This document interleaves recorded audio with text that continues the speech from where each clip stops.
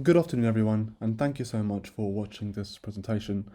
For this year's Black History Month, we want to take a very distinctive approach by highlighting the incredible achievements of medieval African history. Therefore, in this presentation, I will discuss the glory of the medieval African city of Timbuktu.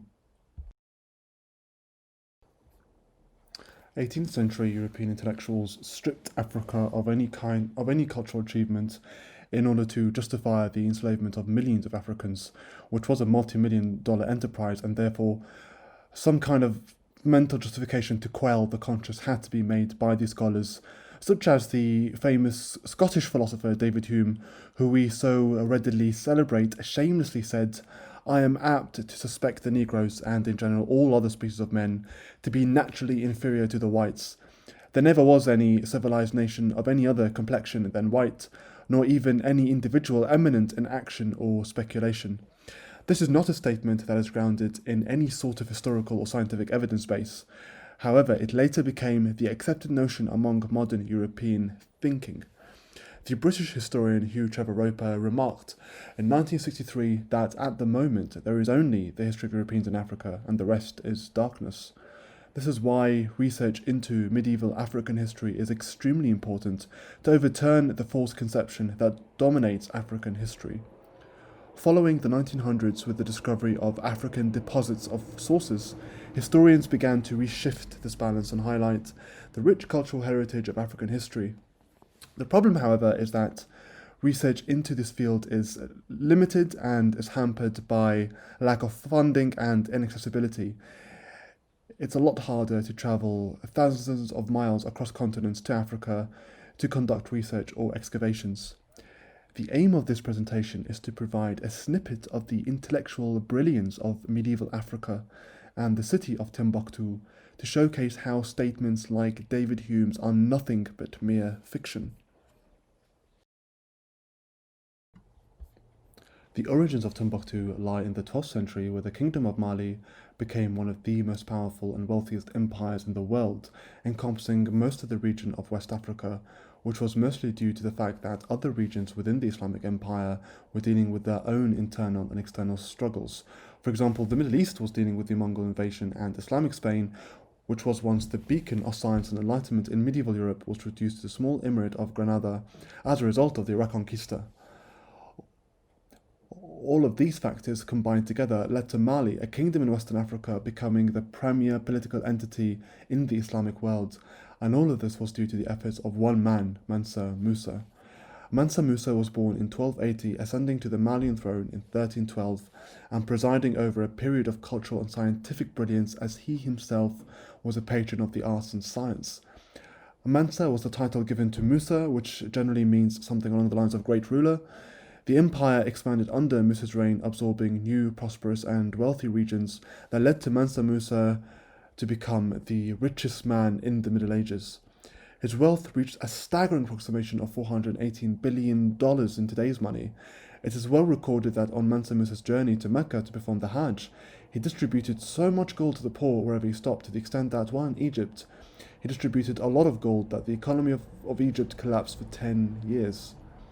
And Mali's distant geography meant that the rest of the Muslim world was relatively unaware of this distant Muslim state. The 1324 epic account of Mansa Musa's Hajj is the primary account of the empire at the time, written to showcase Mali's wealth and power to the rest of the Islamic world. And while in Arabia, Mansa Musa used his considerable wealth to pay the best scholars and artists to accompany him back to West Africa. Persians, Arabs, and Andalusians all came to Mali in the 1320s, creating an African society with clear influences from the rest of the Islamic world, and establishing Mali at the forefront of scientific knowledge following the demise of the House of Wisdom in Baghdad in 1258 by the Mongols. And now, this social and scientific enterprise resulted in the foundation of a new center of Islamic scholarship in West Africa in the city of Timbuktu. Timbuktu started as a collection of tents and mud houses along the riverbank, developing into a crossroads of the world and a collision point of two cultures, bringing together desert and river traffic and mutually enriching exchanges. Berber and Ghanaian traders settled in the town, stimulating trade through camel caravans laden with salt, dates, jewelry, Moroccan spices, incense, European fabrics, and other goods from places as far away as England after weeks of crossing the Sahara. As a result, the town became the commercial hub of Western Africa. Geographically, Timbuktu lies on the edge of the Sahara Desert and came under Mali's control during the reign of Mansa Musa, immediately benefiting from his importation of scholars, libraries, mosques and universities sprung from all over Timbuktu. And among the Andalusians that Mansa Musa invited to Timbuktu was Abu Ishaq, who was commissioned to build palaces, mosques, such as the Dijingrabear, Timbuktu's most imposing mosques, and schools throughout Timbuktu, in the hope that it could rival other older Islamic centers such as Cordoba, Damascus, and Cairo. Musa also sent scholars to the more established institutions in Morocco to be educated in Islamic sciences in order to serve the Malian community in Timbuktu upon their return. And in 1375, the city appeared on a European map, the Catalan Atlas made for Charles V of France, which is an immediate sign of Timbuktu's prominence. Mansa Musa appears here on the left holding what appears to be something similar to the crown jewels.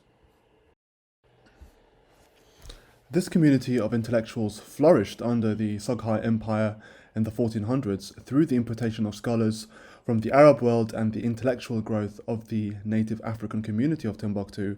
The city became one of the leading centers of Islamic knowledge in the world at a time when Islamic traditional centers of civilization were declining.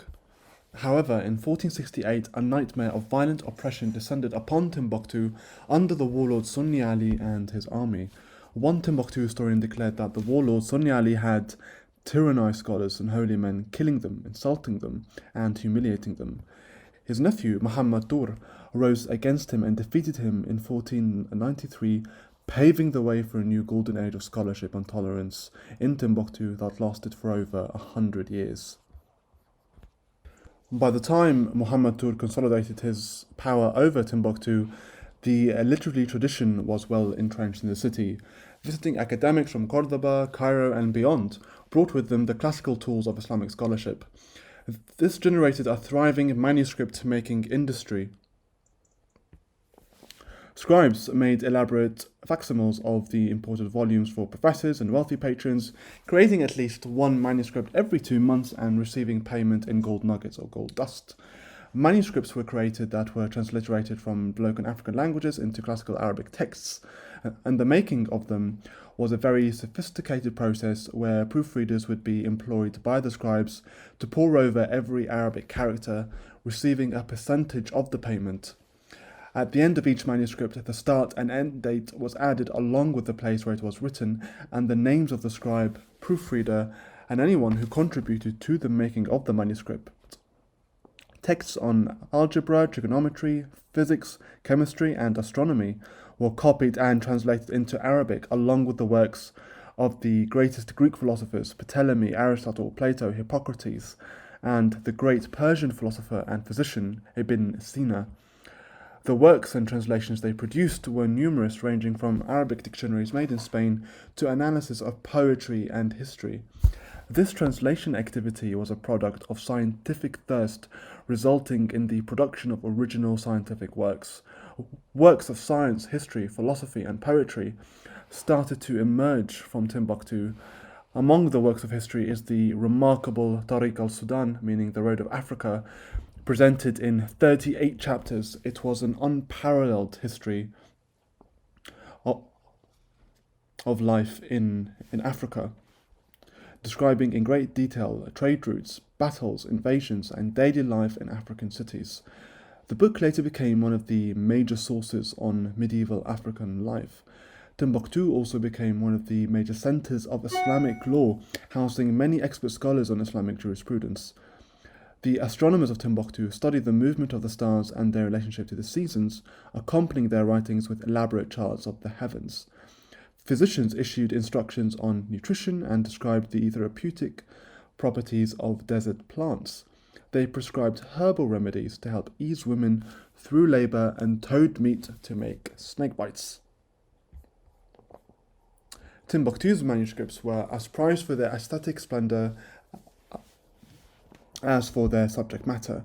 The city scribes drew upon a variety of complex written African calligraphic styles. The manuscript makers of Timbuktu filled their pages with beautiful calligraphic designs that resemble the designs of the great Mosque of Damascus or the Alhambra Palace in Granada. What we see here is the continuation of a certain style of art that was picked up and developed in Timbuktu, creating those richly decorated manuscripts. One of the greatest scholars to arise from Timbuktu was Ahmad Baba. He was born in the deep Sahara in 1556 and later became one of Timbuktu's most brilliant minds, referred to uniquely by his colleagues as the unique pearl of his time. He composed over 60 books on all kinds of subjects, from astronomy to Islamic theology. His most famous manuscript was Ahmad Baba Answers a Moroccan's Questions about Slavery, which argued that freedom is a fundamental right of human beings whether they are black or not. He wrote that becoming an owner of another person bruises the heart because servitude is inseparable from the idea of violence and domination. This kind of philosophical writing, which characterizes 19th century European abolitionist writing, was in fact pioneered in Africa 200 years earlier. The intellectual golden age of Timbuktu also paved the way for a golden age of religious tolerance. After the Jews' expulsion from Spain by the Spanish Inquisition, they settled in North Africa, with many finding their fortunes among the wealthy trade markets of the Sahara and Timbuktu.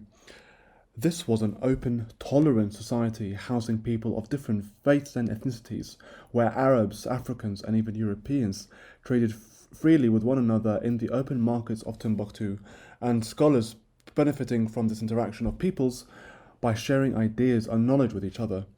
In essence, Timbuktu was one of the major cosmopolitan cities in the 16th century, producing writers and poets equivalent to Shakespeare, and yet today, when we speak about the 13th century, we only think of London and Shakespeare, completely ignoring the brilliant achievements of those who have fallen victim to the brutality and greed of European colonialists in Africa. In 1591, Moroccan forces invaded Timbuktu in a bid to conquer the entire Soghai Empire.